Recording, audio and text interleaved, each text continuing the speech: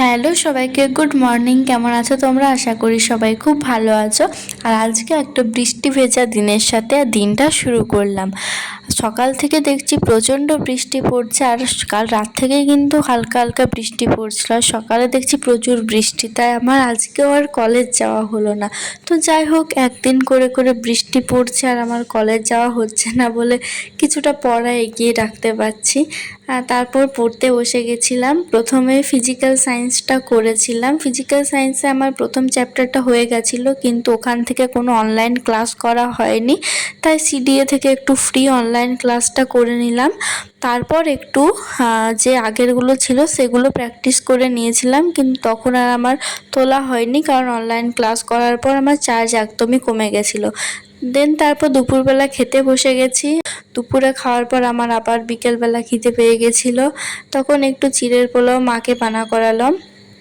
তারপর খাওয়া দাওয়ার পর রাত্রেবেলা পড়তে বসেছিলাম লাইফ সায়েন্সে আজকে অনেক দিন পর, বলতে গেলে পরীক্ষার পর প্রথমবার আবার সাঁতরার বইটা পড়ছি।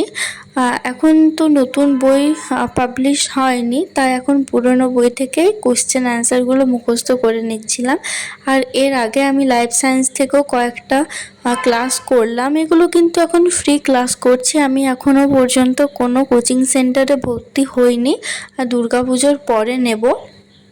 ফ্রি ক্লাস অনেকগুলোই দেওয়া আছে, মানে যেমন আজকে করেছিলাম আড্ডা থেকে, সিডিএ থেকে, আর একটা চ্যানেল আছে, ওখান থেকে শর্ট কোয়েশ্চেন লিখেছিলাম, মনে হয় টিবি আর এরকম কিছু, নামটা হয়তো আমার এখন ঠিক মনে পড়ছে না।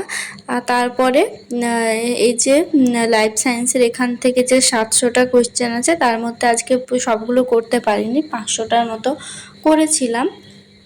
আর আমাকে একজন কমেন্ট করেছো পড়ার টাইম টেবিলটা একটু শেয়ার করতে। তো দেখো, সেটা তুমি নিজের সুবিধা মতো একটা রুটিন বানিয়ে নাও, কারণ রুটিন বানিয়ে পড়াটা সবার পক্ষে একটু বেশি সুবিধার হয়। আমি আগে এটা করতাম না, কিন্তু যখন থেকে না রুটিন বানিয়ে পড়ছি, একটা মানে টার্গেট থাকে যে আমি আজকে এই এতটা পর্যন্ত কমপ্লিট করব, সেই অনুসারে তোমার নিজের টাইম টেবিল মতো।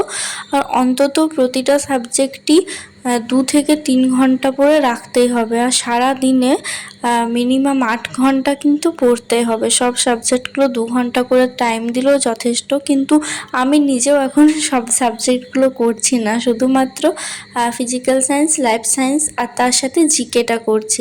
আজকে জিকে করছিলাম, ইতিহাসের একদম লাস্টের দিকটা। এখানে কংগ্রেসের বিভিন্ন অধিবেশনের সময় ওগুলো ছিল, আর এই পেজটাতে আছে প্রতিষ্ঠাতা, বিভিন্ন যে সভাগুলো হয়েছিল সেগুলোর আই থিঙ্ক।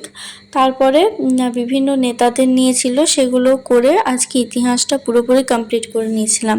আর আমি 2025-এ আপাতত এএনএম জিএনএম ছাড়া কোনো এক্সাম দেব না, কারণ আমার কলেজেরও পড়া আছে, তাই প্রচুর চাপের হয়ে যাবে। কিন্তু জিকেটা আমি এগিয়ে রাখছি, কারণ যখনই এক্সাম দিই, যে এক্সামই দিই না কেন, জিকেটা সব থেকে বেশি পরিমাণে আসবে, তার জন্য এটা করে রাখছি।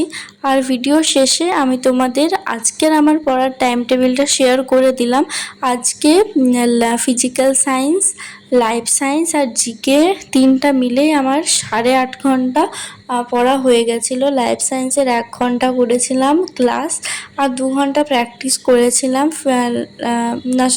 ফিজিক্যাল সায়েন্সে 1 ঘন্টা ক্লাস, 2 ঘন্টা প্র্যাকটিস, লাইফ সায়েন্সে 2 ঘন্টা ক্লাস, 1 ঘন্টা প্র্যাকটিস, আর জিকে